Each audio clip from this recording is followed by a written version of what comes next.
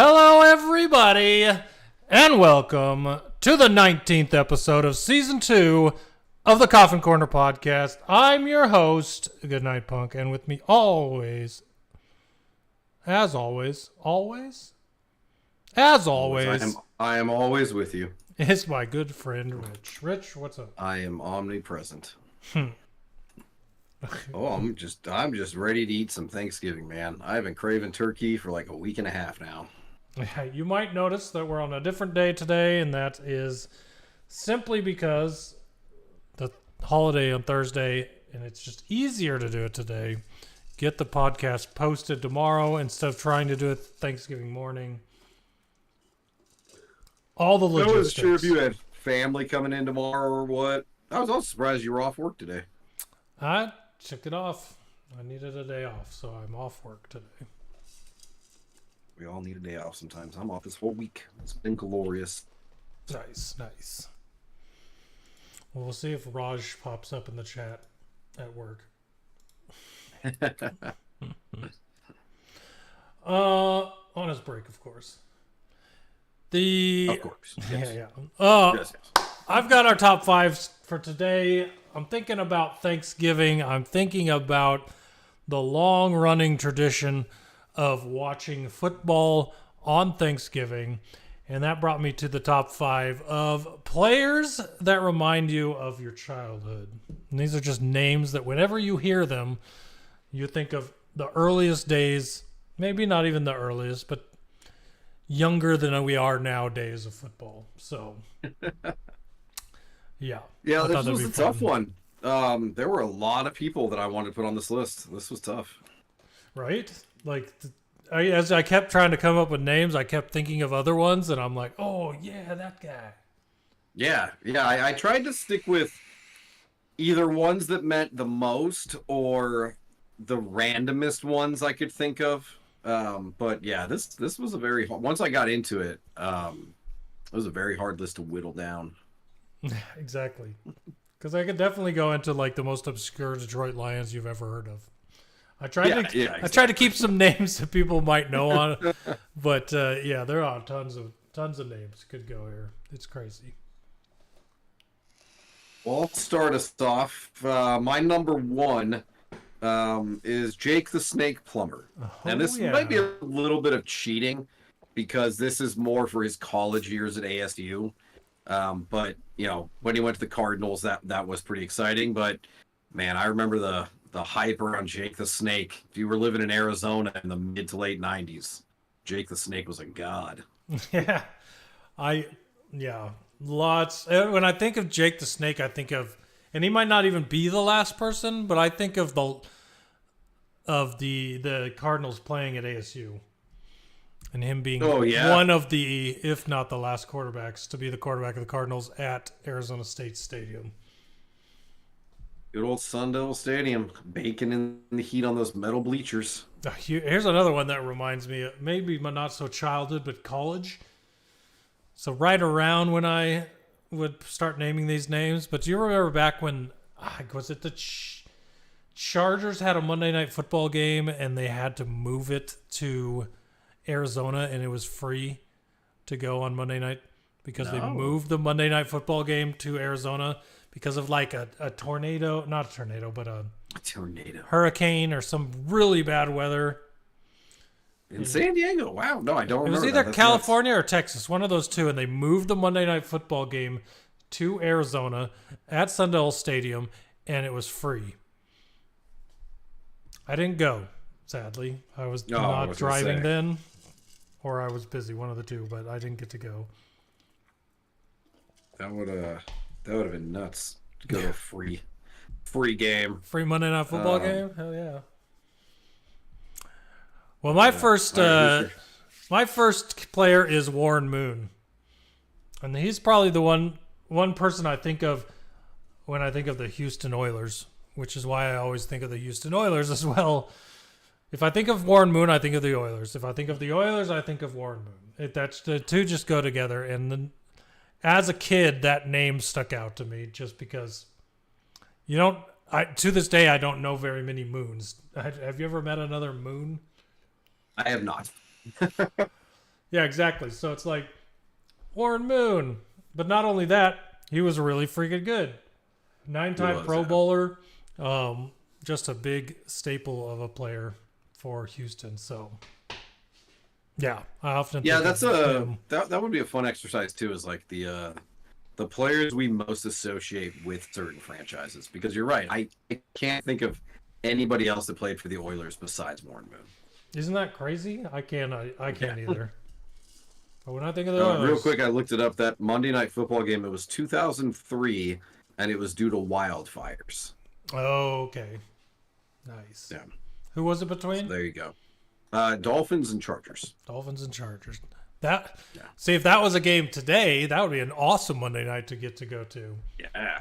But in 2003, it was like, even for free, you couldn't be bothered to go. There was a very low attendance, even though it was free. Who's your number two? So my number two, so it's, and I'll tell you why he's on the list. It's mostly for playing Tecmo Bowl. I don't know if you played Tecmo Bowl on the NES, Super NES, but my number two is Bo Jackson. And he had a very short career in the NFL. He played both sports, baseball and football, so he was famous. Everybody knew him. Bo don't do that, or whatever the commercial was. But Bo knows sports. My memories, Bo knows sports. My memories of him are closely associated with Tecmo Bowl and playing with friends and getting mad at each other if we tried to play as him because he was legitimately broken in the game, like could not tackle him. But yeah, so when I think of childhood football, like Bo Jackson, every time I hear his name, I just immediately remember playing Nintendo and getting mad at my friend Nick. That was the start, right? Because I remember Tecmo Bowl, and then Blitz was a thing, and then Madden became a thing, and then you're like, oh, Madden, this is the most realistic thing ever.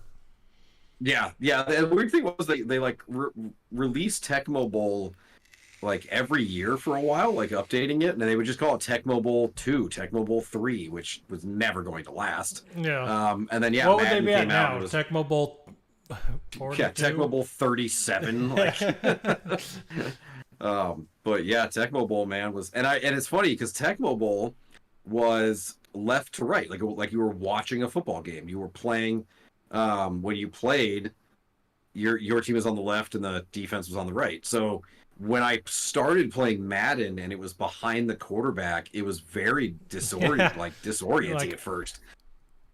You don't even watch football like this. What is this? Right. It was like, this isn't how football looks. But now I'm like, man, I wish they would put the camera behind the quarterback. Like, it's like that. That's how I want to watch football now, is like the Madden view. Wouldn't that be cool? Like I think it's super cool that Amazon Prime has that Prime view of the game, where it's more zoomed out and you can see more of the field.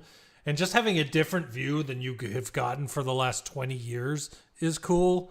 You imagine if they were able to use the hanging camera behind the quarterback, like that. Well, they show replays from it. Like they show replays from that camera, so it's like clearly they are capturing footage. So just give us that film. Like, give us the option, Amazon. There's a live or YouTube. I'm paying YouTube so much money for their stupid Sunday ticket. Like, give me the option of switching up the camera. No, okay. Well, let me go basic on the YouTube TV thing. Let me pick my 4 games in my multi-view. Why do you pick it? That doesn't make any sense to me. Let's start there and work on camera angles. Yeah.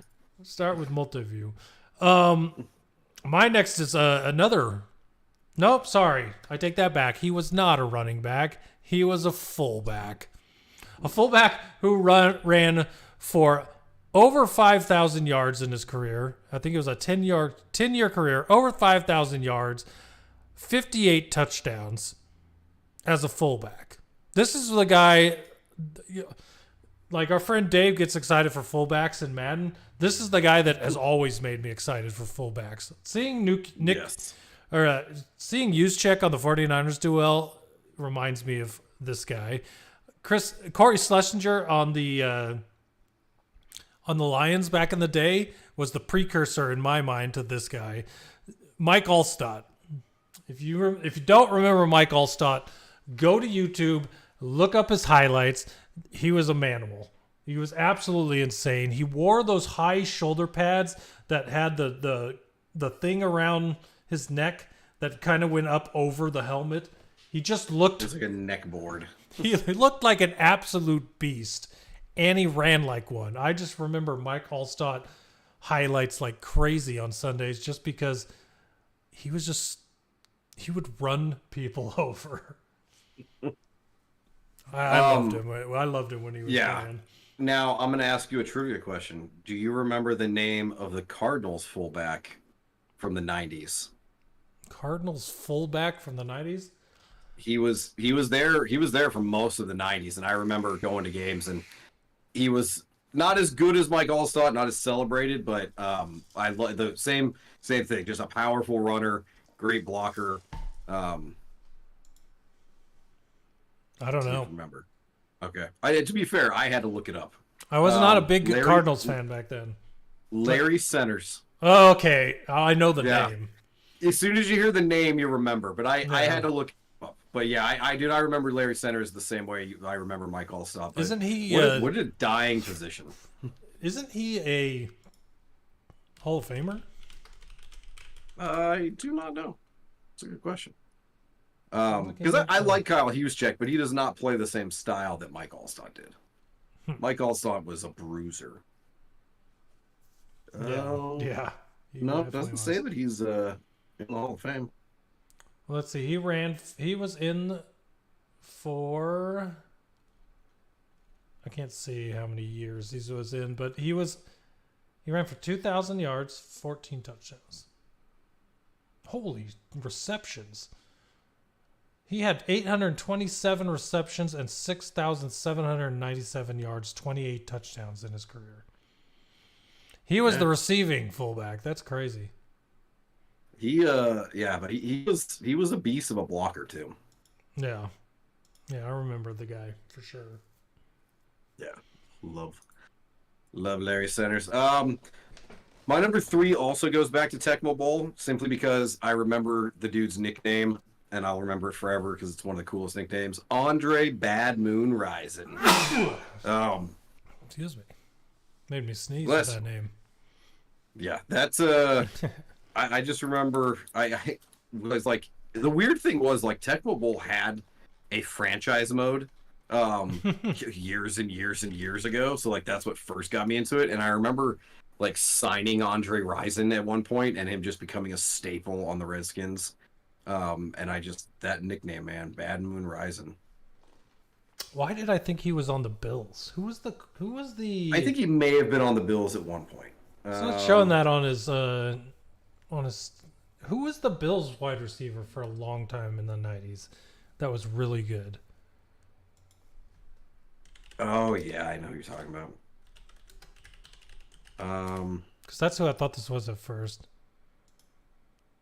I can't remember, but yeah. Looking it up. It's Andre Reed. It was another Andre. Andre Reed, yes, there you go. Andre Reed.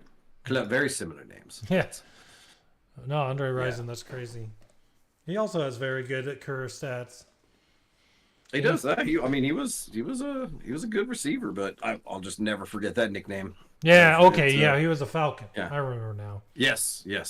Yeah, he was a Falcon. That is he played for a couple teams, but mostly the Falcons. Yeah. Mine is, this one might be cheating, but I still consider my high school, end of high school to beginning of college childhood. But it's Pat Tillman. And I remember of all the old Cardinals players, right? I remember Pat Tillman just because his story was such a, I don't know if it was a big one around the nation, but living in Arizona is the story of a guy turning down a multi-year, or not hundreds, but double-digit millions of dollars contract to join the Army was crazy back then. And so, Pat Tillman is a name I always think of when I think of early football in my life, just because of that story sticking out so much when I didn't watch as much football as I do now. You know what I mean? Yeah, it's a good story, and I do think that I mean there was recognition of it 20 years ago, around 9/11. I don't know if people will remember the name Pat Tillman unless you're local to Arizona, but yeah, just an amazing sacrifice he made to leave the NFL behind and join the military. And yeah, man, when you talk about, because like I remember him, I remember Aeneas Williams, like I remember a lot of those Cardinals from the 90s, early 2000s, still to this day. Is Aeneas Williams the one that went to the Rams and won the Super Bowl with Kurt Warner? I believe he was, yes. Yeah, because I remember he's a Pro Bowl corner that went to the Rams. There was a Pro Bowl corner that went to the Rams from the Cardinals and won the Super Bowl. But I'm pretty sure it was Aeneas Williams. Let me double check. Yep, yeah, he finished his career with the Rams. So, yes, a lot of Cardinal legends. But yeah, dude, Pat Tillman. We were just going off the rails on the segment, by the way. But I was watching something today. Chris Johnson played for the Cardinals. Speaking of legends from other. Yeah. Did you watch that video of him not getting touching the ground and then getting up and running? Yes. It was the crazy plays one. Was it the one that's like crazy, unbelievable NFL plays? So you saw the same TikTok. I never realized that Chris Johnson was on the Cardinals. They've had so many players that were good on other teams that came to the Cardinals at the end of their career and were not good. Yeah. Chris Johnson had a couple good years, but I was at that game actually. That one where he didn't get to, because we all like when he got up and kept running, we were all like, "Whoa, was he not down?" And then he wasn't. So yeah, it was that was crazy. But yeah, man, Chris Johnson, Emmitt Smith, like they just collect who's running the one backs. from the Colts, Edgerrin James. Like they Yep. literally take everyone's old halfbacks. Yeah, Kurt Warner at least worked out, so there's that. he did. Carson Palmer worked out too. That's he did good enough for sure. Yeah. My number 4. So this one is more indicative of every cowboy of the 90s. Because growing up in the 90s, Emmitt Smith, Troy Aikman, Michael Irvin, Deion Sanders, like they were everywhere. Like if you watched football in the 90s, you knew those names.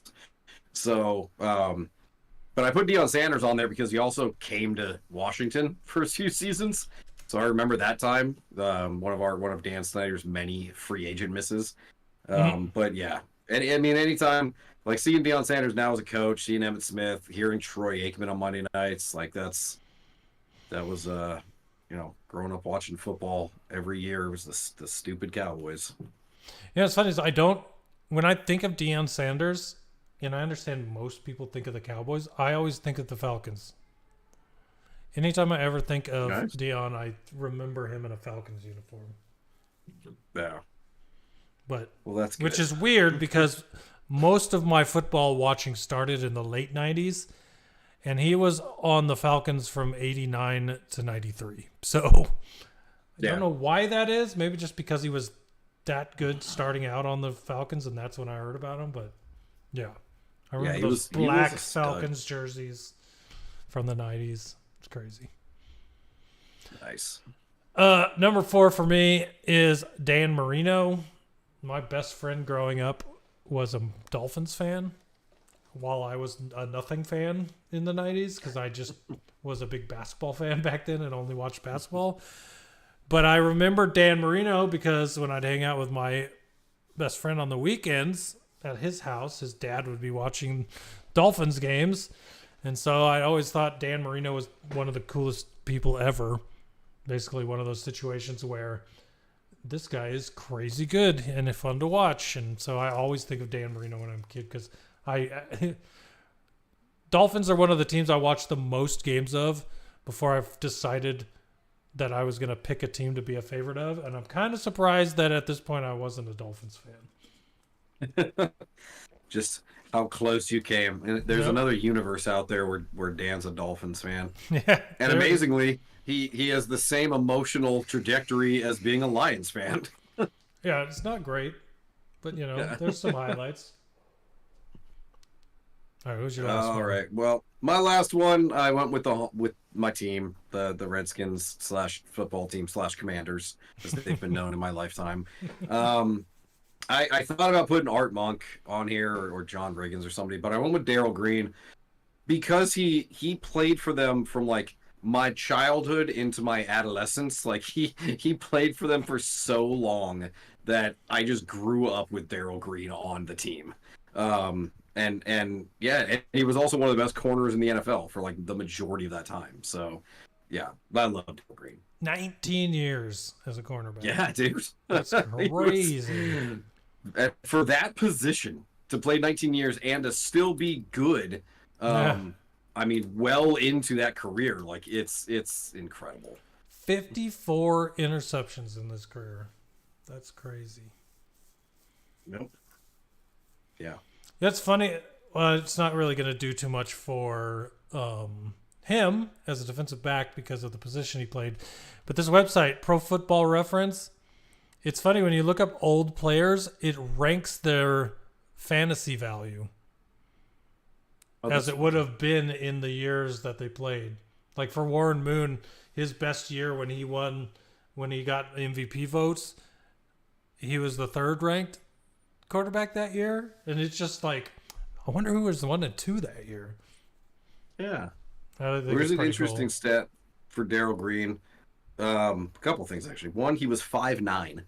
So you think about corners today going against these 6'4" receivers. He was 5'9" and played for 19 years. He played all 19 years with just Washington, which is amazing to be with one team that long. Yeah. And then he made the Pro Bowl in 84, and then the last Pro Bowl in 97, 13 years later. So like even that long into his career, he was still a Pro Bowl corner. Like how tall was he? 5'9". 5'9". Yeah, I said 5'9". Like he was not a tall guy, but he was just amazing. Apparently his nicknames were Ageless Wonder and MX. I don't know what the MX stands for, but Ageless Wonder makes sense. Yeah. That's awesome. Yeah, he retired in 2002, which was a year before I graduated high school. So he started playing before I was born and retired just as I was graduating high school. That's insane. Yeah, that's nuts. Well, if you know me, it should come as no surprise the man behind me on the stream. Let's see, can't really see him there. But my number one is Barry Sanders. The reason I'm a football fan, the reason I'm a Lions fan, the man, the myth, the legend, the best running back ever in my opinion, Barry Sanders. And that's easy. It's the easiest one to put on this list because he's the reason I like football now. He was my favorite person to watch and just a great football player. And I just looked at the date because I thought it was today, and it is. So I know exactly what I'm doing tomorrow at lunchtime. And that will be watching the Bye Bye Barry documentary on Amazon.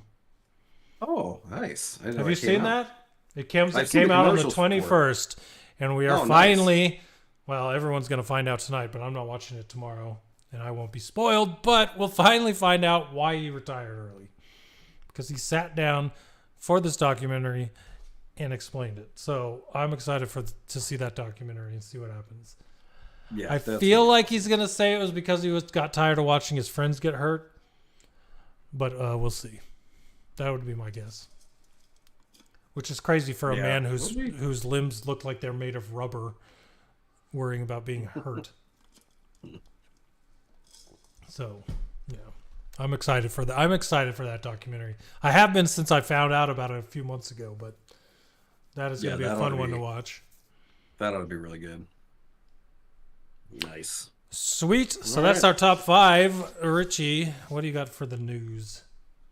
So a couple pieces of news, but some of them are pretty big. Joe Burrow out for the year after last Thursday's game for the ligaments in his right wrist. Had surgery.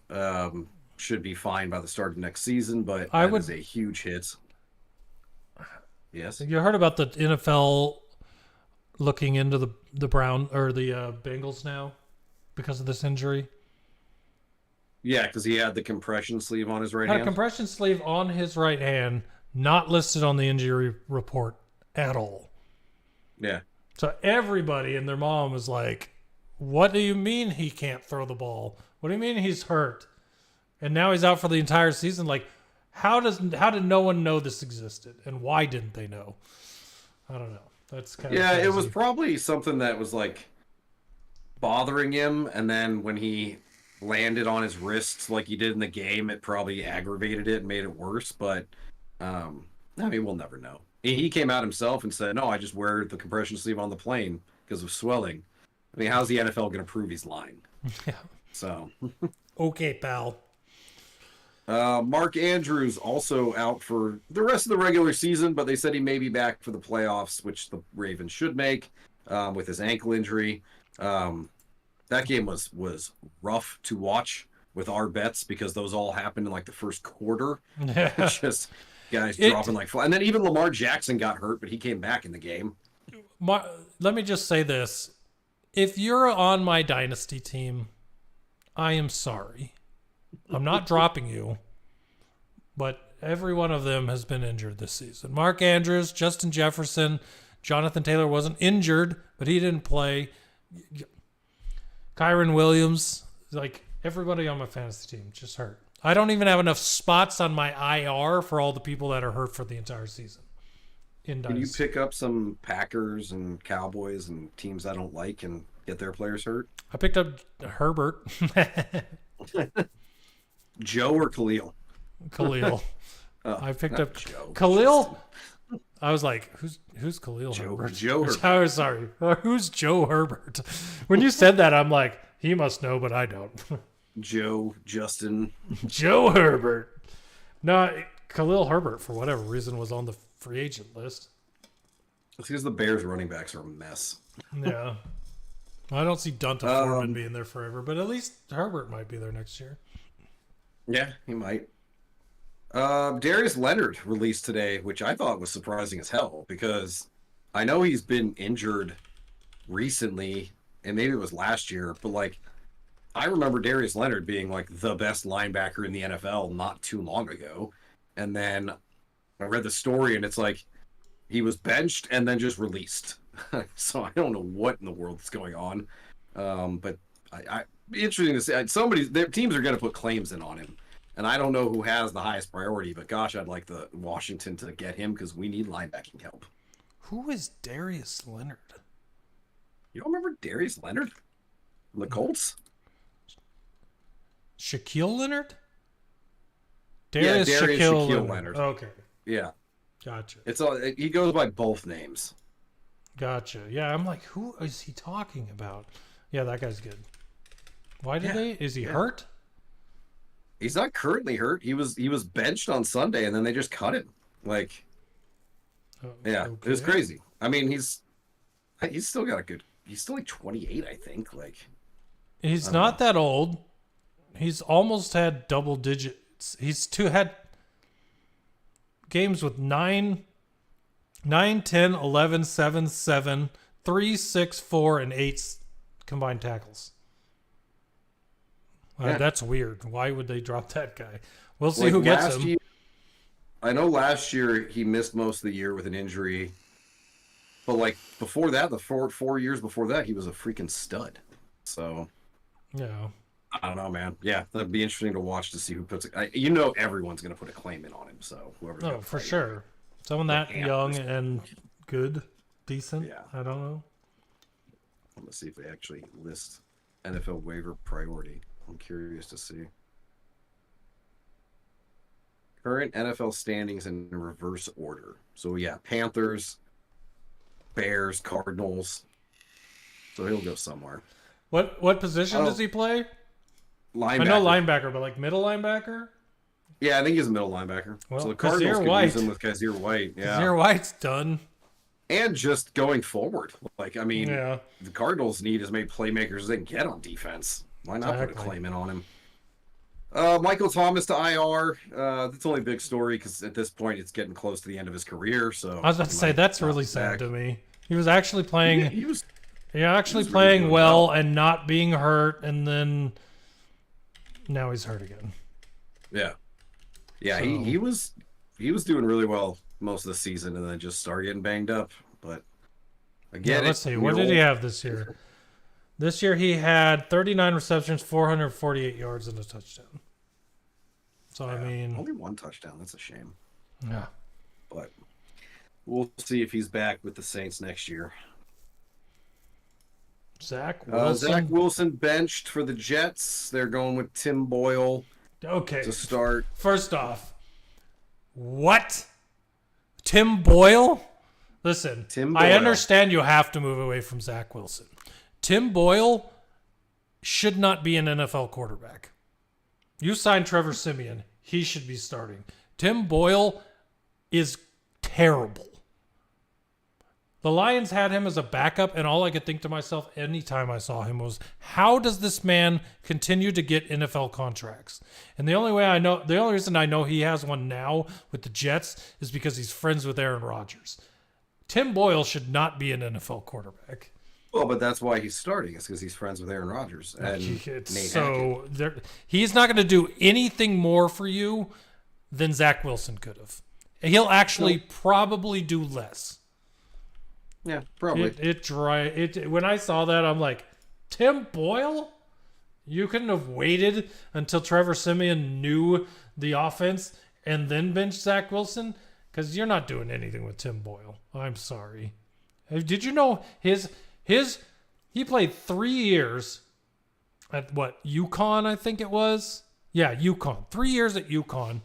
You know what his combined stats were? Because he wasn't a starter. His combined stats, he threw for 1 touchdown and 13 interceptions. Wow. How did this man become an NFL quarterback? I'm so confused. Anyways. I want to ask you a question, though.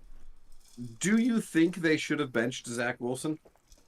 Oh, yeah. They couldn't score a touchdown to save their lives. The problem is what they benched him for is not going to do anything. But that's my point. Like, it's not like they had a rookie that they need to see what they have in. The Jets aren't making the playoffs. Like, why bench Zach Wilson? Like, did they bench it because they think Tim Boyle can win them games? Like, I hope not. That makes no sense to me. Yeah, that makes no sense to me.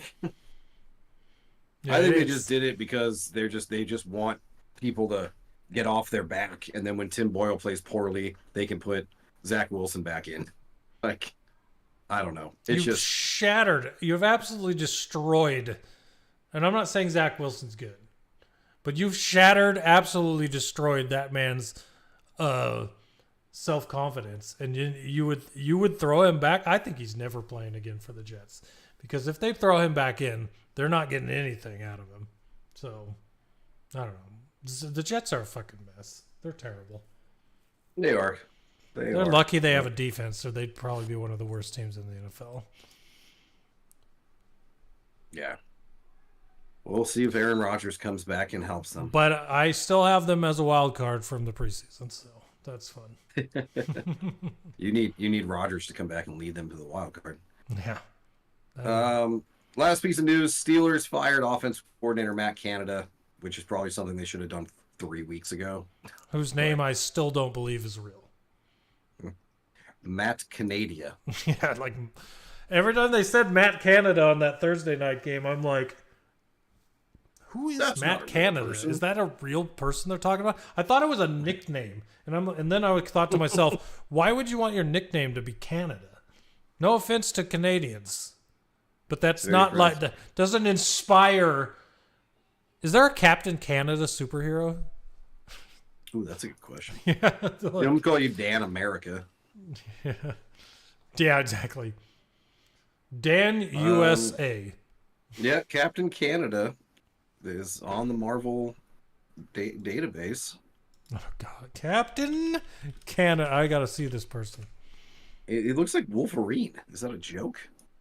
Oh wow, yeah, it does. What the? Oh no, okay, that was just Google giving me the wrong picture. Apparently, there's another one of a woman that looks like Deadpool with a Captain America shield. Like, who is Captain? There's another one named Captain Canuck. from Comely Comics. This guy actually looks badass. His name is Guardian/Vindicator. We are so far off the rails. Who? I don't care. Guardian, and that has to do with Canada, or you just saw something you No, liked? he's his suit is like got a maple leaf on it. Where's his bio? God, why is this the longest bio in the world? I mean, he was born in Canada and became a superhero. Yeah.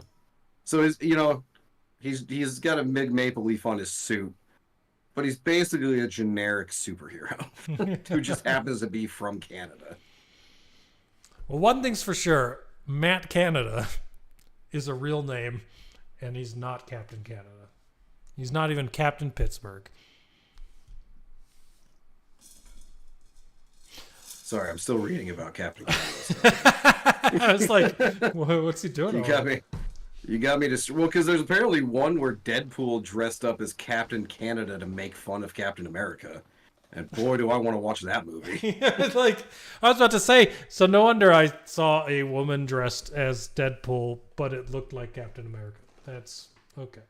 Yes. The lore How here amazing is would going Ryan very Reynolds deep. and Chris Evans be in a movie together where Deadpool was just making fun of him the whole time. I'd watch right. that. I'd watch that twice. All right, let's get back on track. So Thursday night foreplay, we mentioned it. Joe Burrow, Mark Andrews both got hurt, ruined both of our bets. All I got was my Lamar Jackson rushing yards. And then Jamar Chase didn't get his 50 yards receiving because Jake Browning was in. Yep. Yeah, the only one I got. Trent Irwin the whole time. My only one I got was my adjusted over under at 35 points, so I got the over on that. And then when Jake Browning came in, Trenton Irwin was trending perfectly for that part of the bet. And then when Jake Browning came in, it's like the only person he knew to throw to was Trenton Irwin, because Trenton Irwin plays secondary snaps with him in practice. So Trenton Irwin got 36 yards, just over my 32.5. So I missed that one too.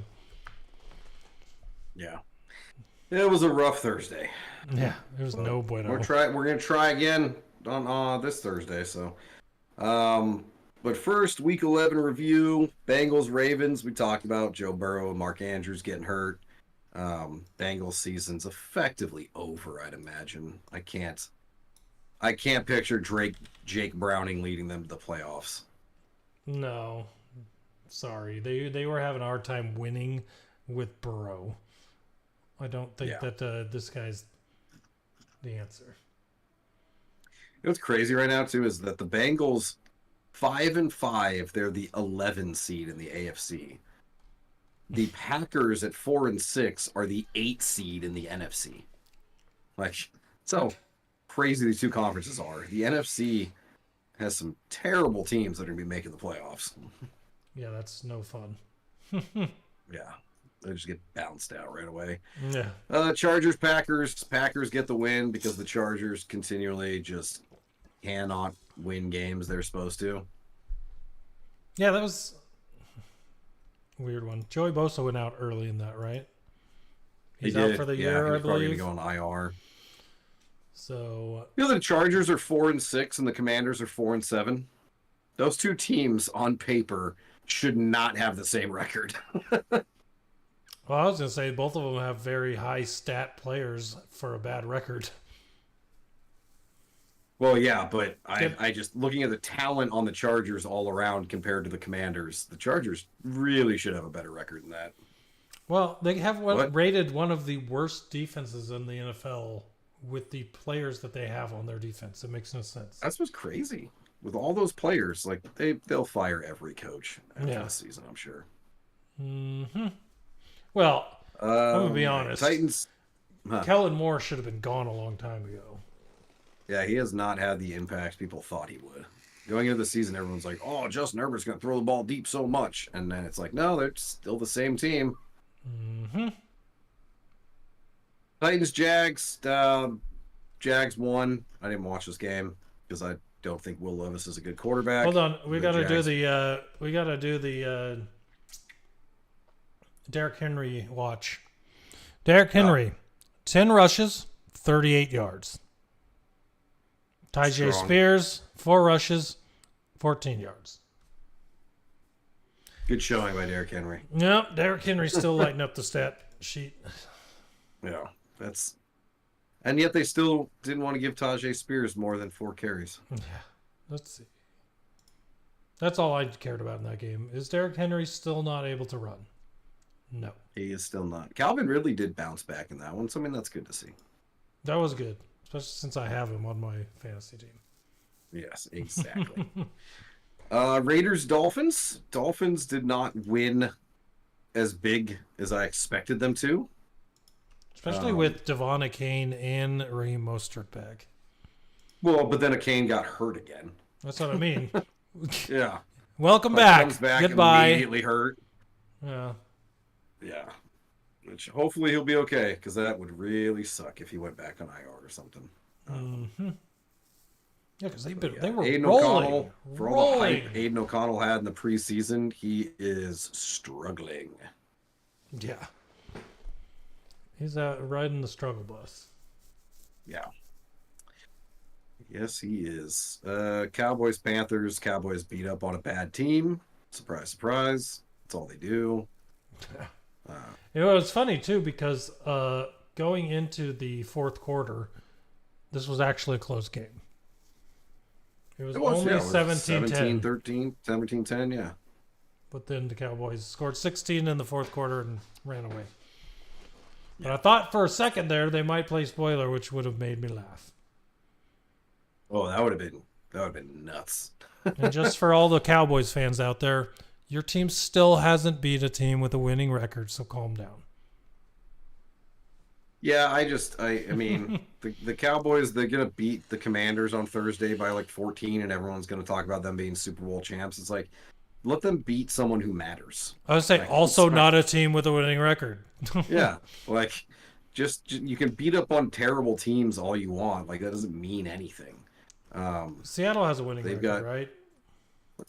Seattle does have a winning record, yes. Seattle will be the first team they play with a winning record. They've got Seattle, Philly, Buffalo, Miami, and Detroit. Yeah, they're coming So into they've got a massive tough schedule with winning teams. We'll see how Yeah. good they really are. That'll be a good stretch for the Cowboys to prove that they are for real and not just beating up on the Giants, Jets, Patriots, Cardinals. Rams. Oh, they Giants, didn't beat the Panthers, Cardinals. Commanders. No, they did not beat the Cardinals, yeah. Well, it's like they beat the Chargers, which at the time was impressive, but now looking back, it's like, oh no, the Chargers are also bad. Mm-hmm. Speaking of the Cardinals, Texans. Man, that was a good game. That was a really good game. I thought the Cardinals might be able to pull that one out, even at the end.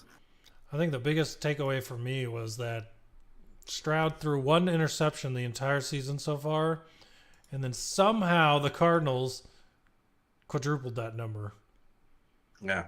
We joked about that last week, too. How funny it would be if the Cardinals got his second, and then they did, and then they also got his third and fourth. Yeah, that's the insane part to me. Yeah. But there was one thing about the end of that game. I just want to go back and check here. Where is it? Okay. So, 2nd and 15 at the Houston 34 with 1:23 left on the clock. The Cardinals snapped a play. The next play went off with 40 seconds left. So that they wasted, what is that, 47 seconds? They had 2 timeouts at that time. Why not call your second timeout after that second down play when there's still a minute more plus left on the clock? They wasted 47 seconds, and then they called their second time. So they lost that game with a timeout in their pocket, too. Like, that was terrible decision-making by Jonathan Gannon. Yep. I had heard about that on the radio. Yeah. I remember watching that, just screaming at my TV, like, why are you not calling a timeout? That was very upsetting. I remember, what was it? Oh, Matt Patricia. back when Matt Patricia was the Lions coach, I remember constantly saying to myself, having timeouts at the end of the game does not get you a raise. They're not worth money. You don't get to keep them. The owner gives him a bonus for every timeout he banks. You don't get to keep the timeouts just because you didn't use them. Like, use the frickin' timeouts. Yeah. Dude, I was watching Manning That was Cast. very frustrating. Manning Cast for Monday Night Football. Oh. By the way, I love the Manning Nice. Cast. Freaking hilarious, though. Peyton Manning talking about, did they just use a timeout on defense? What are they doing? I say this every week. Timeouts are not for the defense. Those are for the offense. He was pissed. Made me laugh. I love it because, like, you can see... I love watching clips of him, like, yelling at his offensive lineman when he was a player. Because, like, he's so jovial and fun and, like, laid back. But, like, when he's on the field, he's so competitive that those fires get lit. And the Manning Cast, you can see it sometimes where, like, he starts getting super competitive. Like, he's still on the field. I thought it was really cool. They had a lot of cool guests on last night, but one of them was Michael Vick, since the Eagles, and Andy Reid for the Chiefs. That is cool. So having Michael Vick on there talking about Andy Reid and about the Eagles and stuff, that was pretty cool. Side note. Nice. Anyways. Yeah, one of our many side notes today. Yeah. Steelers, Browns. I mean, good for the Browns to get a win. They have the On same a field record as goal? the Dolphins and Chiefs right now, which is ridiculous. I'll say this. If Dorian Thompson-Robinson can just play like that competently, even though he threw an interception, that team can still keep winning. Doesn't mean they'll be a Super Bowl contender, but they could still make the playoffs. They're 7-3, so they already have a leg up on the playoffs. But it's kind of crazy. Well, it's also crazy that they had to, go to the end field goal to beat the Steelers, but that's another story. The Steelers, who are still 6-4. The Steelers are still 6-4 and boggling my mind with their record. I feel like the Steelers should be at the top of the next year's draft, like the way they played this year. Firing Captain Canada. They've been outgained offensively in every game so far, and yet they're still 6-4. Mm-hmm. Well, now that they don't have Captain Canada, we'll see what happens.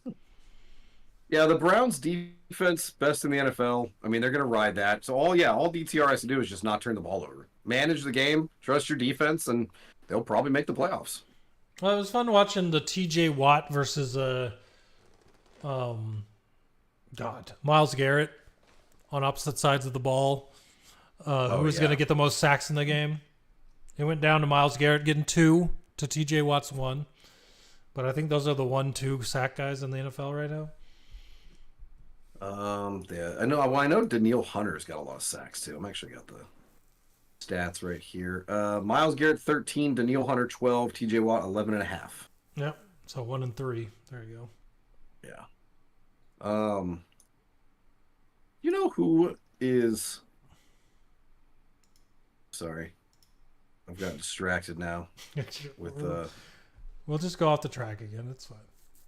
Well, because I was looking at a stat that blew my mind, and now I'm trying to pick it up again because I clicked on the wrong team. Do you know who's fourth in the NFL as a team with sacks? Cardinals? Washington. Oh. Despite getting rid of Chase Young and Montez Sweat, we are fourth in the NFL as a team. Well, that's interesting. Yeah, I did not. I know we got 9 on Sunday, so that probably shot us up the list. But yeah, that's nuts. That's crazy. I did not realize that. You know what defense has allowed the most yards this season? Us. Yeah. So there you go. Yeah. When you give up that many yards, I'm surprised by the sacks. Yeah. Oh, actually, the Chargers have allowed the most. Oh, is that total defense or passing defense? I think this is. I'm on total defense. Total defense. Okay. Commanders have given up 4,100 yards this season. Yep. The Giants have given up 4,088. So they're right behind them. That's why I'm surprised we're like getting that many sacks. But I'm sure it's just because we got so many in that one And game. then the like, Chargers are giving up terrible. or have given up the fourth most yards in the whole NFL. And are right behind the Denver Broncos for yards per game. Broncos give up 400 points. It's crazy. And somehow Jack Del Rio still has a job. I just want to point that out. Jack Del Rio has had a job for 4 years, and our defense has been doing this for 4 years. Like, mind-boggling. Maybe you should send him wherever Matt Canada went. Yeah, send him to the Rio Grande. I don't know. Yeah, just going off last names. It's like doing a last name thing. Rio Grande is not at the border of Canada. They can go hang out at the Niagara Falls. They go the other way. Matt Canada go up here. Jack Del Rio go down there. Jack Del Niagara. Jack Del can't guard shit. Where were we? Oh, Giants Commanders. Terrible. I bet the Giants to win. I probably told you that. I won good money because it was like plus 300 for the Giants on the money line. And I bet like $25 on it because I know my team and my team sucks. So I told you last week, we're not going to cover 9.5. And we didn't. We didn't even cover 1. Yeah, that's pretty bad. God. The only thing I'm going to say about the Commanders first off is like Sam Howell had a rough game. One, the Giants always play as hard. Like for years now, the Giants have just, no matter how the Giants are doing, they always find a way to play us really. It's like us with the Eagles. The Commanders play the Eagles very hard, even though we're garbage, and the Giants play us very hard, even though they're lower garbage. But the rest of this season is basically just, is Sam Howell good enough to trust, or do we need to draft a quarterback? Because now that we're picking top 10 and probably top 5 by the season's out, they could be the team that makes a splash by trading up to number 1, going after Caleb Williams, or hopefully Drake May instead. But, just... 9 sacks, though. That's crazy. Well, yeah, and yet Tommy DeVito still lit us up for his best game ever. I don't know, man. Just, it's a rough... With an Isaiah Simmons sighting. Yeah? He's doing something. He is alive. He's there. Yeah. He's there and breathing. But, all right. Lions, Bears. It's a good comeback for Detroit. It was a good comeback, yes. Yeah. There's not a whole lot I can say about this game because for how many minutes? let's say 4 minutes. Let's take 4 minutes out of the entire game. So 56 minutes. 56 minutes of that was absolutely pathetic, terrible football by the Lions. And then somehow they found it deep down when it really mattered to come back and win this game. But the rest of it was absolutely terrible. Their defense could not stop the Bears to save their lives. And I think the time of possession in this game was 45 minutes to 15 minutes. Okay, so we got the last 4 minutes almost basically. Time of possession, 40 minutes and 30 seconds for the Bears, 19 minutes and 30 seconds for the Lions. It was because Goff kept throwing interceptions. Hello? Yeah. 3 of them in one game? That's not Goff-like. That's old Goff. That's not Detroit Goff. Yeah, so it was nice that in a game where I gave up with 6 minutes left that they found a way to prove me wrong, but I was just flabbergasted by the end of that game at what they were doing. It was terrible. I couldn't believe it. I will say, like, it's teams like bad teams play like that and then lose, but like good teams are the teams that have off days but still manage to win. So like to see the Lions be able to come back and win that game, it was like, oh, like I would not expect the Lions 5 years ago to like have the fortitude to stay in that game and like to not give up and be like, no, we can still win this, and then come back and win it. So like it felt to me watching it, I'm like, dude, this is a completely different type of Lions team than I remember seeing. Oh yeah, they didn't fall apart, and I'm used to that, and which is why I gave up with that much time left. But thankfully, I'm not on the team, so yeah, no, I very happy for them. By the way, 8-2. Yeah, crazy Lions record. I think it was, what do they say? It's the best record for the Lions since like 1969 or something ridiculous. Like, it's awesome. Bucks 49ers. 49ers beat up on the Bucks. I don't really have much to add to this game. Can you see Brock this? Purdy, You can't see it. read There it is. I'll read it to you. This high school had a misspelling on their new sign, so their football opponents that week took advantage. The sign on the back of their bleachers at the football stadium said, "We come to Trenton High School." There was no L. And then so awesome. It says here, so their opponents that week took advantage, and the sign that they run through before the game says, "We come to Trenton to bring you the L you're missing." Nice. Now, let me ask you a question. You're welcome. Thank you. Do you think that was it high school students who made that sign, and did they leave out the L on purpose? Well, you know what's funny is if it was like a paper sign that they just hung on the back of the bleachers, I would think so. But this was like a professionally made sign that was mounted to the back of the bleachers. Okay, I thought it was like a paper sign. That's why I'm like, oh, I bet they did that shit on purpose. Yeah. Wow.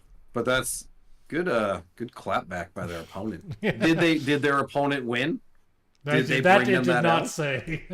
Oh, see, now I need to know. Yeah, right. 49ers beat the Bucks. Brock Purdy statistically perfect. Yay. I don't care. Did you hear what Richard Sherman said on? I don't know what program he was on talking about it. He said that Brock Purdy should be in the MVP conversation, but he never will be because he was Mr. Irrelevant and he doesn't have the draft status that other people do, so he will never get the accolades that he deserves. I did not hear that, but it's pretty fucking stupid. Tom Brady got him. Brock Purdy didn't do shit when he didn't have Deebo Samuel, Trent Williams, Brandon Ayuk, Christian McCaffrey. Like, if it was just Brock Purdy, he would not be this good. He's this good because he's just surrounded by some of the best players in the NFL.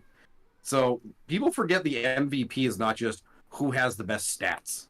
Like, that's if that's all the award is, then just say it's the best quarterback in the NFL award. Like, it's just so asinine. Yep. I thought that was interesting when I saw that earlier. Seahawks, Rams. The Rams were able to beat the Seahawks at the last... I don't know if it was the last second. I don't remember. Was it a last-second field goal? I think it was, actually. Wasn't the Seahawks miss a field goal? Or no? Or the Rams kicked a... Yeah, I think the Rams kicked a field goal to win it. Yeah. No, the Seahawks missed it. Yeah, that's right. I just read it. 55-yard field goal the Seahawks missed. Because I remember watching Pete Carroll's sad face, and Pete Carroll's sad face makes me happy. Yeah. I remember... You know that gif from Richard Sherman from the Super Bowl where Russell Wilson threw an interception? And, like, you can watch Richard Sherman's face go from, like, oh, we're going to win, to, oh, my God, they threw an interception. Yeah. You know that gif? Mm-hmm. I love that gif. It gives me physical pleasure when I watch that gif. I fucking hated Richard Sherman. Yep. By the way, Trenton did lose that game. They got that L. Sorry, Trenton High School. I had to know. Maybe get that L onto your sign. They got that L. Oh, man. Yeah. That one was good because... it was one of my picks. I don't think you picked the Rams, did you, in that one? I don't remember. I don't remember. I remember that the Rams came back and won Cooper it. Kupp got banged up in that one again, which is good for Puka Nacua. Nope. 5 catches, 70 yards. He did pretty well. Yeah. DK Metcalf finally got another touchdown. Holy crap, that guy was touchdownless since week 4, I think. Wow. We'll see if Geno Smith plays on Thursday, because I know he's also dealing with an injury. Mm-hmm.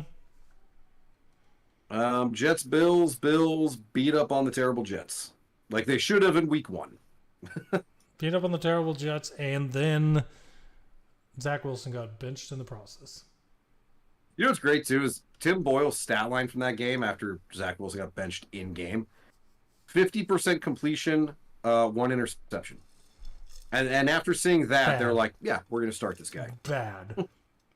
Yeah, ridiculous. I mean, ridiculous. Their punter had a better completion percentage. He did. And almost as many yards. Yeah, exactly. Yeah, this is really bad. Yeah. Real bad. Good for the Bills to bounce back, though, after they lost the Broncos and everybody was talking shit on them. And I was worried about them, too, because they look like ass. They came out and looked good against a bad team. Now you got to do it against a good team. Bills are the Cowboys of the AFC. Mm. Broncos Vikings. This one made me happy in the end, even though I got my pick wrong. Can you guess why? Did you bet the Broncos? Oh, the Vikings lost. Yeah. Yeah. Yeah. I'm like, all right, we can slow down on the hard charging pace towards the Lions at the top of the division. Let's just stop now. All right. Let's chillax. You can make the playoffs. That's fine. I'm not going to be upset if you do. But the Lions have never won the NFC North, and I would like for this to be the year they do it. So, at this point, I would be very shocked if the Lions did not win that. Well, here's the thing: if the Vikings keep game lead. If the Vikings keep winning, the Lions play the Vikings in the third to last week and in the last week. So it may come down to the end of the season, and they haven't played each other yet, so we don't know what would happen between the two of them. I don't know, man. I'm watching the Lions. They get the Packers Thursday, then the Saints, then the Bears. I mean, they should be 11-2. Kirk Cousins didn't bother me. Josh Dobbs does, and there's a reason for that. Josh Dobbs can run, and the Lions are absolutely terrible against rushing quarterbacks. Yeah, look what Fields ran for over 100 yards. What was the other game? Well, they almost lost that game, right, to the Bears. Yeah. Of their 2 losses, who was the one of the quarterbacks that likes to run? Geno Smith and Lamar Jackson. Yeah. What was the score against Lamar Jackson? Like, Jesus. Yeah. We got to learn to contain running quarterbacks, so they're not going to go anywhere in the playoffs. Yeah.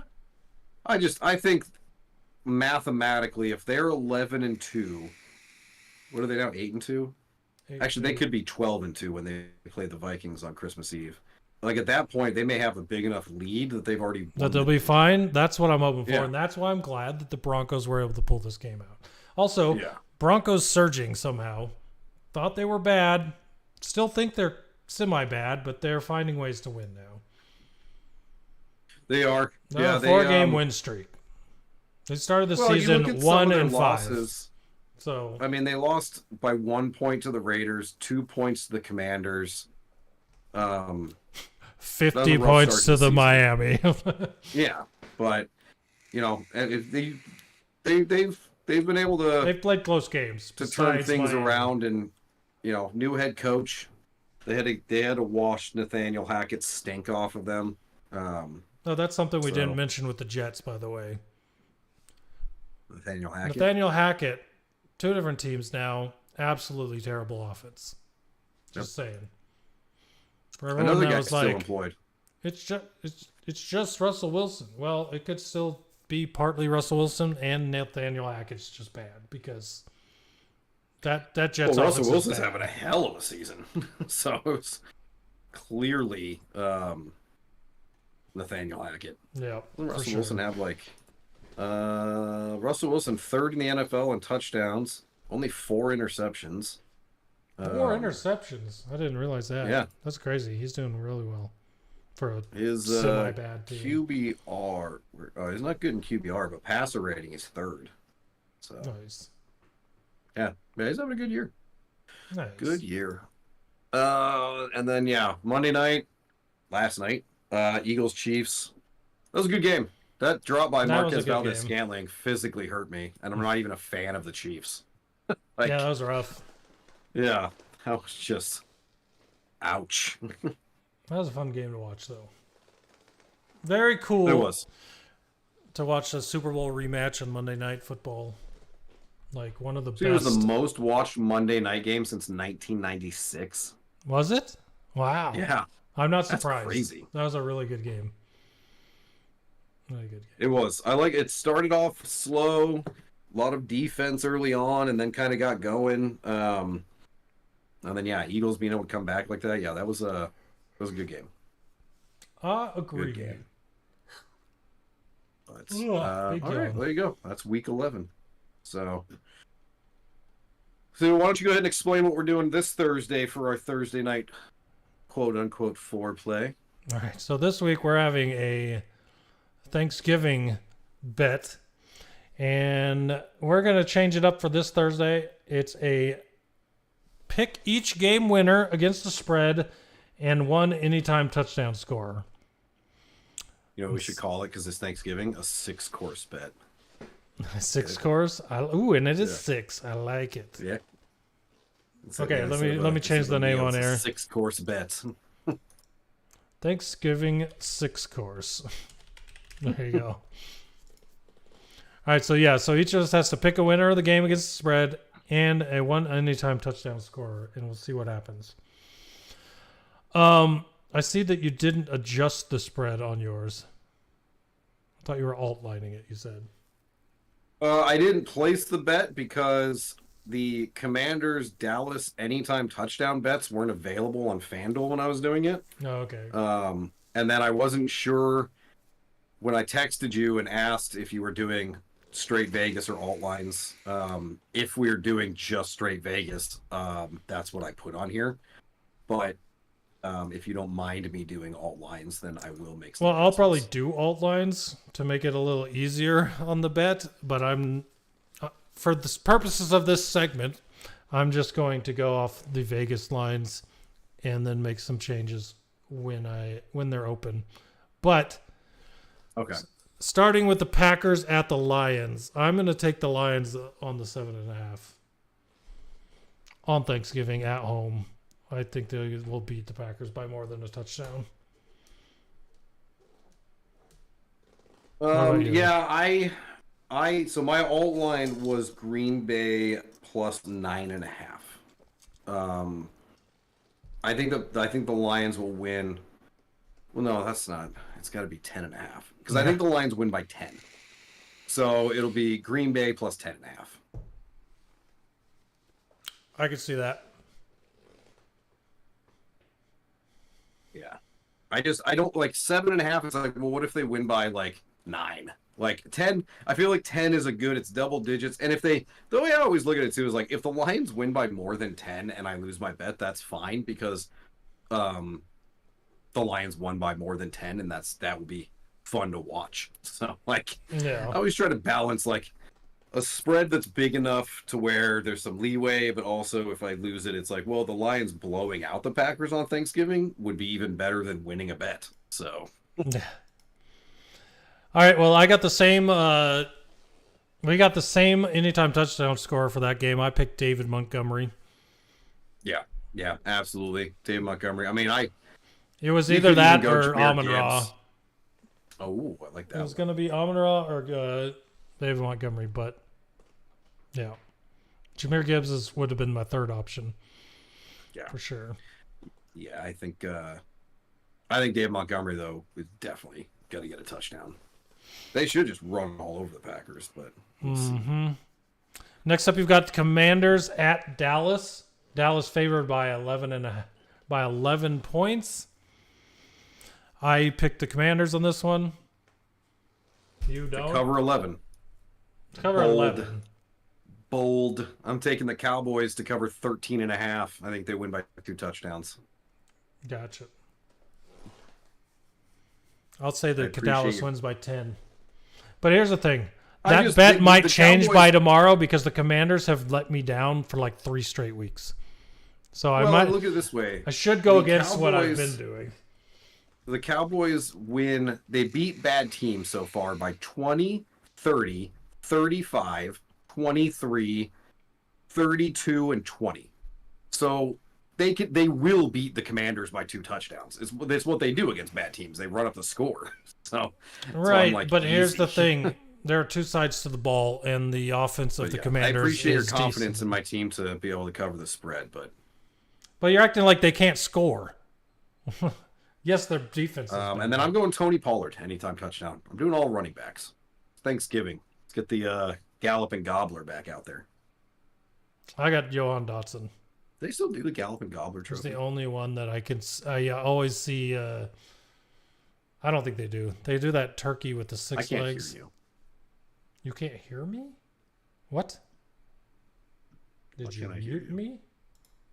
Here, there we go. Oh, I hit the mute button. There we go. Oh, okay. Yeah, now I can. Everyone on stream could hear me. Oh, okay. So, I was wondering why you skipped over the part where I said that most of those bad teams that Dallas played didn't have an offense with as many yards as the Commanders, but we will see. I picked Johan Dotson as my anytime touchdown. Just because on Sunday. The guy seems like he catches one every week, and I can't trust Terry McLaurin to ever do anything. So let me see. Dotson do still give out the Galloping Gobbler. Nice. Let's see how many touchdowns Dotson has. Game log. Not very many. So in the last 4 games, he's only missed 1 game with a touchdown, which is why I picked him. Because I knew from having Terry McLaurin on my fantasy team that Dotson for the last several weeks had been the one that got the touchdown and not him. So, yeah. He does actually lead the team in touchdowns now with 4. Which is crazy for a team with that many yards for their leading receiver to only have 4 touchdowns. Yeah. Well, because what's funny, too, is like Sam Howell is near the top of the NFL in passing touchdowns, too. He's not at the top, but 18 is actually pretty high this season because this season is fucking terrible scoring. Mm-hmm. They just spread the ball around like crazy. Yep. Let's see. 18 is tied for 4th. He's got the same as Brock Purdy. So let's see Brock Purdy's receivers, what their touchdowns look like. I just like looking at stats. Yeah, see the 49ers, Kittle, McCaffrey each have 5, Ayuk 4. Debo only has 1. That's nuts. Whereas the Commanders have like 9 people with touchdowns. Yeah. That's craziness. The next game is the 49ers. So the night game is 49ers at Seattle, where the 49ers are favored by 6.5 points. Which I'm taking 6.5. I like that spread. I think the 49ers win by touchdown easily, especially if Geno Smith doesn't play. Mm-hmm. Yep, that's the one I'm picking too. And we both, again, picked the same anytime touchdown. Yeah. Yeah. Christian McCaffrey, easy pick. All he does is score touchdowns. Yep. As of right now, with just those 5 bets, because I can't do an anytime touchdown, my odds are plus 1479. Nice. So like a $5 bet almost went $100. So yeah. Add the anytime touchdown in there, and it's probably going to be close to 2,000 odds. So, mm-hmm. Yeah. If we hit these, that'll be huge. Yeah. So I just got to wait for FanDuel to update. I don't know why they don't have the Commander Dallas anytime touchdown available. Yeah, it's so weird. But yeah, that'll be interesting to see how that goes. For sure. All right. So picks from last week, we both had a good week. You went 11-3. Is that 3 straight 11-3 weeks? No, because last week I was 12-3. 12-3. Oh, you got your bonus. Still though, so you've only been getting 3 losses a week. Yeah. Oh, you did place bets on your picks this week, right?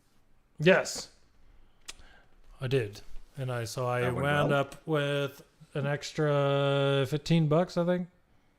Nice. My parlay picks. This is another reason I don't want to pick the Commanders after talking about it, because I picked an eight game parlay for the morning. And the same teams that always let me down are the same two that let me down in the morning games. It was the Chargers and the Commanders. If either of those two had figured out how to win their games, or not either of them, if both of them had figured out how to win their games, I would have made it a couple $100. Yeah, I know, that's so frustrating. I did an anytime touchdown parlay with a bunch of people I was playing against in fantasy, and if Josh Jacobs had gotten a touchdown, I would have won $2,000. Yeah, perfect. So yeah, but I was against him in 3 fantasy leagues, so him having a bad day did help me that way. So I was like, I guess I'll take it. But it's funny when the bets flips, you're like, no, go ahead and score it. I don't care if I lose. I was cheering for him to score at the end. Yeah, I was like, I'd rather have the money. Yeah. Give me the money. I don't win $2,000 in any of these leagues, so give me the money. Yep, exactly.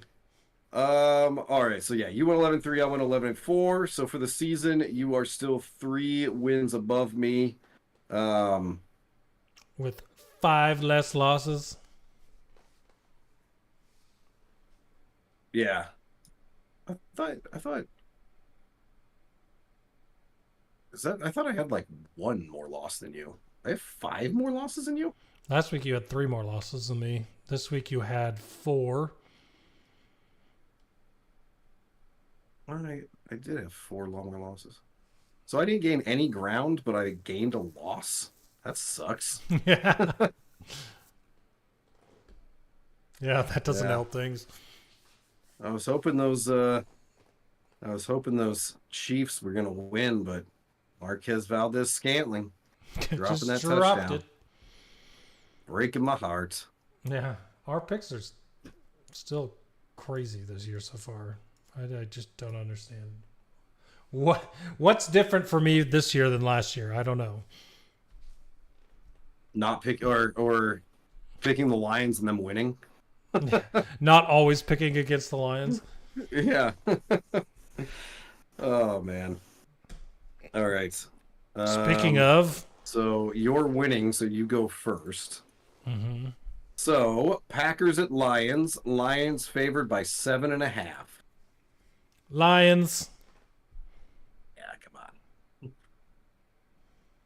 on. Yeah, I'm doing the same thing. That's not a hard pick for me. I mean, it's next week it'll be Packers Bears, and I'll still pick the Lions confidently, but I'll see what happens.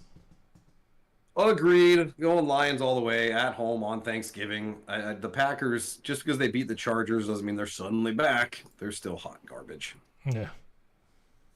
Commanders at Dallas. Dallas by 10.5. There are no way I'm picking the Commanders again ever. So Dallas.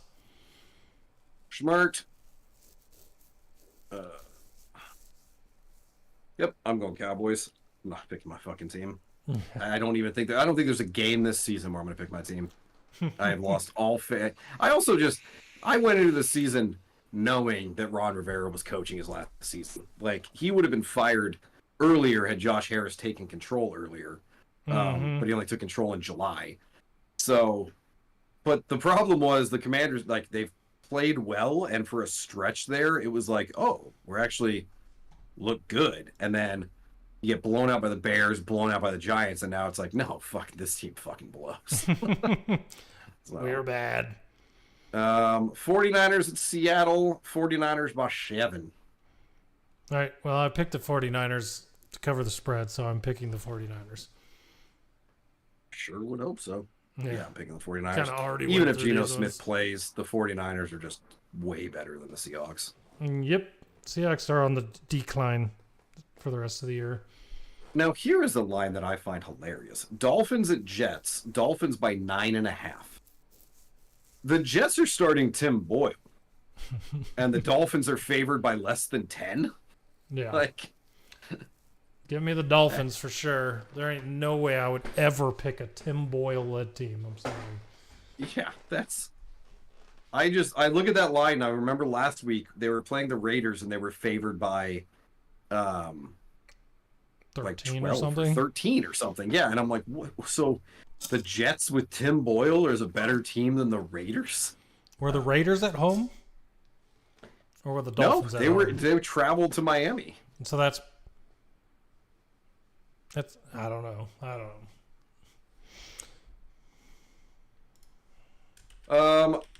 Yeah, I'm taking the Dolphins too. I would have taken the Dolphins if Zach Wilson had been playing. I just Rams at Cardinals. Cardinals by 1.5. Cardinals favored. I'm going to take the Rams. Oh, okay. And I'm going to take the Rams because I feel like the Kyler Murray's back has worn off, and they're going to lose a lot more games this year. Not to mention Kazir White is out for the season, and he was their leading tackler on defense, a surprising defense. I'll take the Rams. I'm going to take the Cardinals.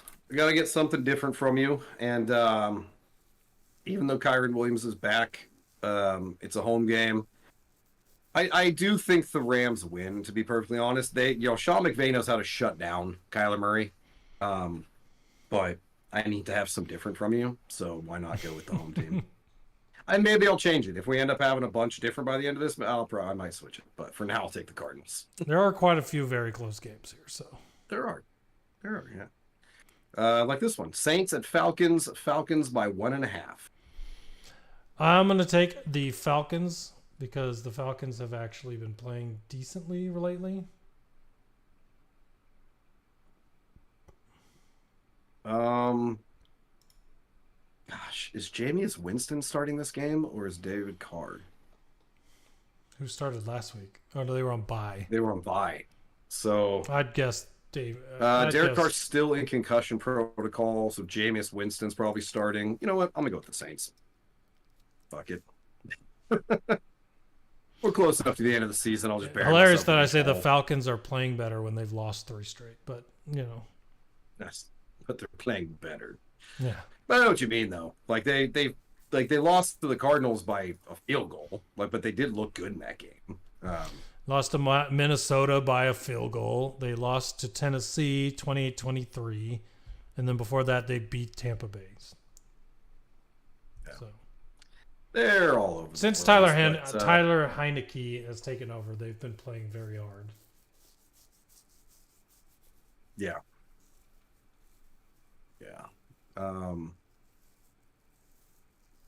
Steelers at Bengals. Steelers by 1.5. Yeah. I'll take this. Yeah, I'm going to take the Steelers. Simply because, A, Joe Burrow's out, and B, it seems like the Bengals' defensive line is hurt constantly.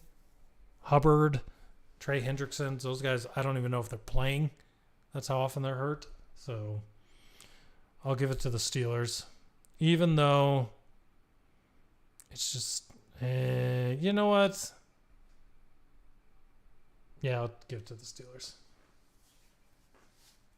I know you don't like picking Pittsburgh because earlier you said you were never picking Pittsburgh again. It's just TJ Watt in that defense. At the very least, it'll be a close game. Yeah, I'm going Steelers too. The Bengals defense is very bad, and I'm hoping that the Steelers, after firing Matt Canada, come out with a completely different looking offense. So could be interesting to see. Mm-hmm. And then, yeah, I know they've still got Higgins and Jamar Chase and Joe Mixon and everything, but yeah, I think you're right. TJ Watt. Steelers defense is very good, so I'm going Steelers. I wish I could pick this one different because it is a close game, but I was going to pick the Steelers the whole time. I was hoping you were going to go Bengals. All right, Panthers at Titans. Titans by 4. Another hard one. See, all these games are just so close. But, I mean, it's the Panthers. But then again, Tennessee has sucked lately, too, and Panthers have actually been playing decent. You know what? I'm gonna go. I'm gonna go with the Panthers. Go with the Panthers. All right. Going with the Panthers. I can't take the Panthers after watching Bryce Young on that Thursday game against the Bears. So I'll go with the Titans. That's a little tough. A little tough. A lot of tough games. This is gonna be a tough Sunday. There's a couple really good games, and then there's a couple games that I'm just like, these look terrible. Yeah. Who's watching this? Like this one. Buccaneers at Colts. Colts by 2.5. Colts coming off the bye. Buccaneers have not looked good lately. Like, at all. So I'm going to take the Colts. It's a tough one. This is just two bad teams, and like any one of them could win this. That's the frustrating thing. What are the Bucks? Let's see here. 4-6.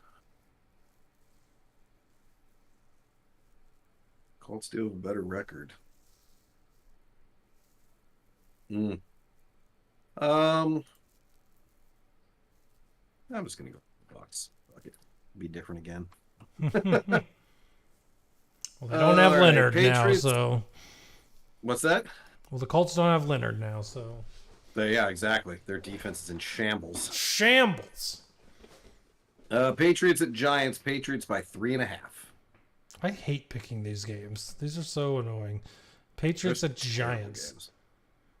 What have the Patriots done lately? Anything? I think they were also on bye last week, and then they lost to the Commanders the week before that, I believe. Also, Indy the week before that, and Commanders the week before that. Miami the week before that. Give me the Giants. I'm completely buy into the DeVito hype, even though he played a bad team. I'm gonna go with the Patriots. Yeah, all of the Giants' mystique is from the Commanders turning the ball over 6 times and being complete garbage. I just have to believe the Patriots can get a win after a bye. You know what? I'm actually switching mine to the Patriots simply because despite the Giants winning, they gave up 9 sacks. And any competent team that's able to do anything close to that is probably going to beat them. So I'll take the Patriots. Well, yeah, and the Commanders' 6 turnovers, like you take some of or all of those away, and it's a completely different game. Yeah, I think the Patriots will get the win there. Nope. Jaguars at Texans. Jags by 1.5. I think after barely beating Arizona, the Texans come down to earth a little bit and get a loss, and the Jaguars continue to win. So I'm going to take the Jaguars, which is the first time in multiple weeks that I've not picked the Texans. I'm surprised. I'm actually going Texans. This is for the division, and I think the Texans, especially at home, I like the way that team's carrying itself. I think they have more heart than the Jaguars, so I think they get that win. Maybe this is the week you come back. I hate all these picks. I hate all these. Well, games. and I'm either going to be done for the season after this, or I'll be, back tied because I'm going different in a lot of places. So we'll see what happens. All right. And you've been on a hot streak. See, that's the thing. When you only are wrong 3 times a week, it's been tough to catch you. Yeah. So I just have to hope that this week is like just. Well, I have a 3 wins on you, plus 5 losses. I mean, odds are I'll stay, at least if I have a bad week, I'll stay in. Yeah, you'd have to have a terrible week, but. Hey, it's Thanksgiving. I'm like, you know what? I might as well, because if I'll just shoot for the stars here, and then if I'm buried, then in December I can just, do whatever the hell. I'll just start picking teams alphabetically. Yeah. All right, Browns at Broncos. Broncos by 2.5. Broncos, like I said, they've been on a winning streak, and they're home. I'm gonna take the Broncos. Meanwhile, the Browns could barely beat the Steelers by a field goal at the end of the game. Sorry, DTR. Yeah. As much as I want to take the Browns, I honestly don't think the Browns can win this game. It should be close, but if the Steelers had more of an offense, they would have beaten the Browns easily. So like the Broncos do have a fairly good offense, so I think they'll be able to beat the Browns. But all right, Chiefs at Raiders. Chiefs by 9.5. Chiefs. Yeah, I'm just typing it in because I'm not going to waste time. Bills at Eagles. Eagles by 3. Eagles again. Yeah, as much as I want them to lose, they really do look like the best team in the NFL right now. I'm going with Eagles. I really wanted them to lose on Monday. Simply, even though, just to give the Lions the tie for that NFC 1 seed. That's the thing. The Lions could still be fighting for home field advantage and all that stuff, the bye. But the Eagles got to start losing a couple games here. So hopefully they do lose, but I'm also picking the Eagles. Mm-hmm.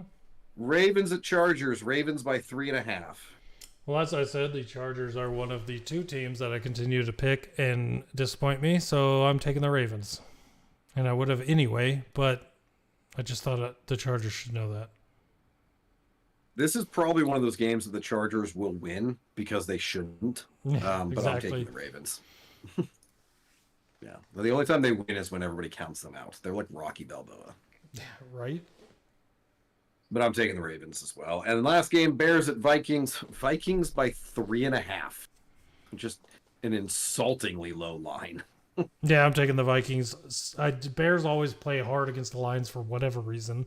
And we always play down. Or we always get beat up by Justin Fields. I don't think he's going to do that against the Vikings. Yeah. Same. Fields had a good day against the Lions.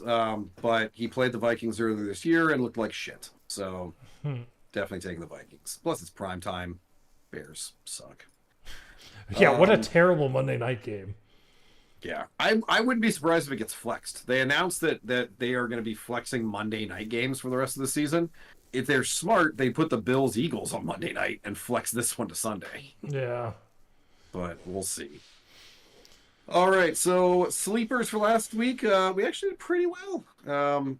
Quarterbacks, we both hit. You had Jared Goff. He was ranked 17th and finished 12th. I took Tommy DeVito. He was ranked 30th and finished 5th. So that was a huge one. Yeah, I know my team, man. Running backs. You had Jerome Ford. He was ranked 20th and finished 21st, so basically a push. I took Devin Singletary. He was ranked 32nd and finished 8th. So another home run right there. Now, granted, he was only ranked 32nd because they also had Dameon Pierce ranked, who ended up not playing. But I still know Houston running back, Cardinal defense very well. Yeah. Just like Kyron Williams, probably on Sunday will have a huge day. Can't wait. And then receivers, you had Cortland Sutton. He was ranked 29th, finished 15th. Rashee Rice, finally, he did not work for me. He was ranked 43rd, finished 43rd. And again, started the game with a bunch of catches and then disappeared. So we might see a new wide receiver pick from Richie. You just might. A little foreshadowing. And then tight end, unfortunately, we both did terrible. You took Tyler Conklin. He was ranked 17th, finished 30th. I took Luke Musgrave. He was ranked 15th and finished 19th. But still, all in all, fairly good week. You must not update this, because how am I 1, 2, and 1? Yeah, I did the math wrong. You went 2, 1, and 1. There we go. All right. So, yeah, we both went for the season. You were 18, 12, and 6. I'm 16, 14, and 10. All Not right. too So, why don't you shabby. start us off with who your quarterback pick is for this week? So I have no idea why he's ranked this low, but Matthew Stafford is ranked 27th against Arizona this week. He's only supposed to have 19 points, but I'm like, okay, sure. They're like, oh, I lost Cooper Kupp. But, yeah. He did fine without Cooper Kupp. Puka Nakua. Exactly. Tutu Atwell. Those two guys will do fine. I like that one. I'm going with Josh Dobbs. He played pretty well against the Broncos. I think against the Bears defense Monday night, he's going to have a good day. He's ranked 17th. I think he could finish top 10 with his rushing ability and just, especially if he gets Justin Jefferson back, which I don't know if they are, but if he did, that'd be awesome. He should be, because if he's not, then he has to stay back on the IR for a certain amount of weeks. So he should at least be off the IR this week. And he was supposed to play last week, but they waited another week. So I think he'll be back this week.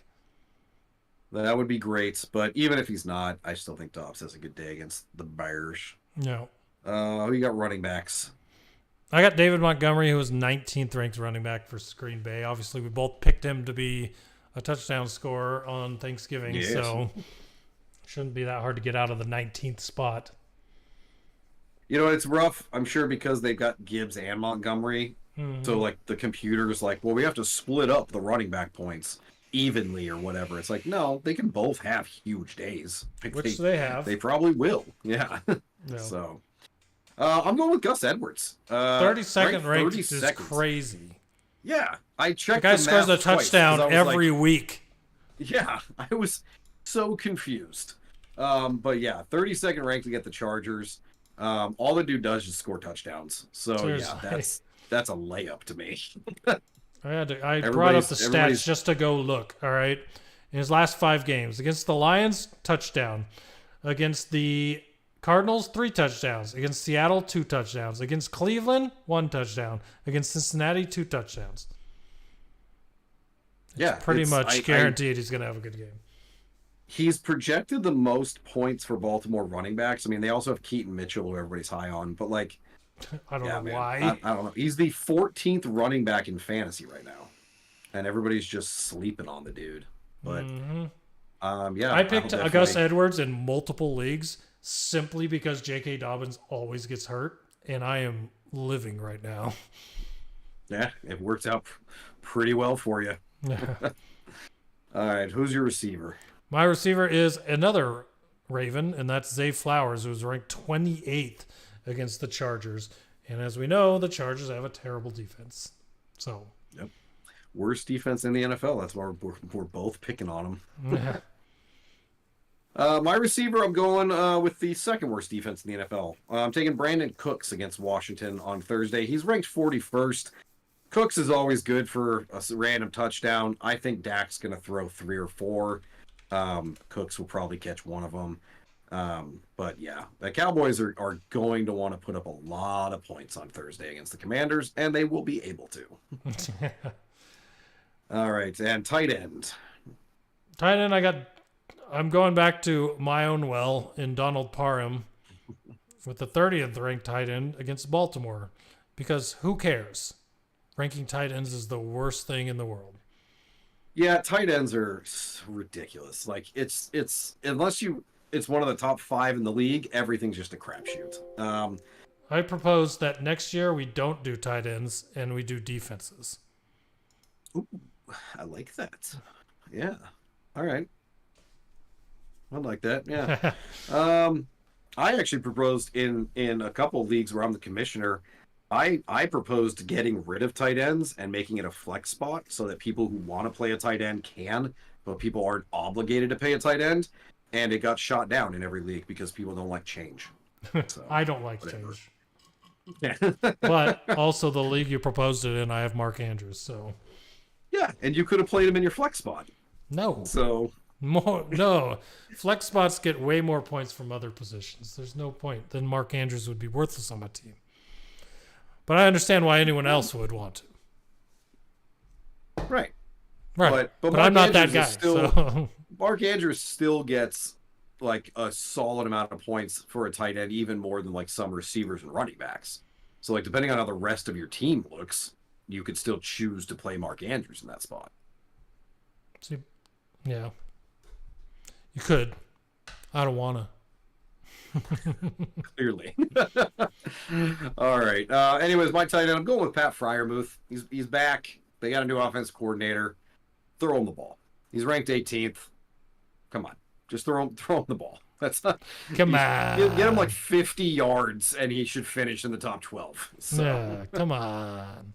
Come on. Just give him the ball. I really want the Steelers' offense to look better than it. Like, I really want teams to realize that it's okay to fire people who are bad at their jobs. Yeah. Like the Commanders and Jack Del Rio, it's unfathomable to me that Jack Del Rio has still been employed this long. We have not had a good defense. We had all those first round picks on the defensive line. We never led the league in sacks. We never led the league in anything when it comes to the defense. No. But yeah, Jack Del Rio still employed. That's why I really hope the Cowboys win 63-10 on Thursday and he gets fired on Friday. For the love of God, fire him. Please get rid of it. Yes, I will celebrate in the streets of Arizona. No one will have any idea what I'm doing. What is this guy doing right now? Yeah, I'll be like, they fired Jack Del Rio. And everyone will be like, who the hell is Jack Del Rio? All right, everybody, that's going to do it for episode 19 of the Coffin Corner Podcast. We appreciate everybody that's made it this far, whether you're watching the live stream, watching the VOD, you're listening to the podcast. Anyone out there that is enjoying the podcast, we appreciate you. If you're hearing this, wherever you're hearing it, you can follow us on Twitter/X at Coffin Corners. You can follow us on TikTok at Coffin Corner Podcast. You can follow us on YouTube at youtube.com/@Coffin Corner. You can follow us on any and all podcast apps. Just search in Coffin Corner Podcast and you will find us. Look for the little pylon logo and then you'll see us there. And yeah, so we look forward to episode 20 next week. I hope everybody has an amazing Thanksgiving and enjoys their football as it should be on Thanksgiving. I know everybody else's teams don't necessarily play every Thanksgiving like mine. So you can all be honorary Lions fans this week. I'll allow it. That's fine. Richie, you got anything else? You covered it. Happy Thanksgiving, everybody. Eat a bunch of turkey, gravy, mashed potatoes. Oh, can't wait. Yeah, I agree. Thanks, everyone, for hanging out. We will catch you next week for episode 20. Until then, I hope all your teams do well this week, unless they're playing.